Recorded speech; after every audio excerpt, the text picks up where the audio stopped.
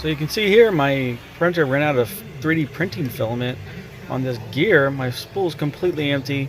So I have to retake it. I have to redo the whole dang thing. So let's go ahead and show you how to do that. The first thing you need to do is go ahead and remove your Bowden tube from your extruder. Sometimes it's different on machines, but it should be right here in this little very tip right there. That's where it stopped. So we got to get that out. You got to make sure your 3D printer is heated up to about 200 degrees Celsius.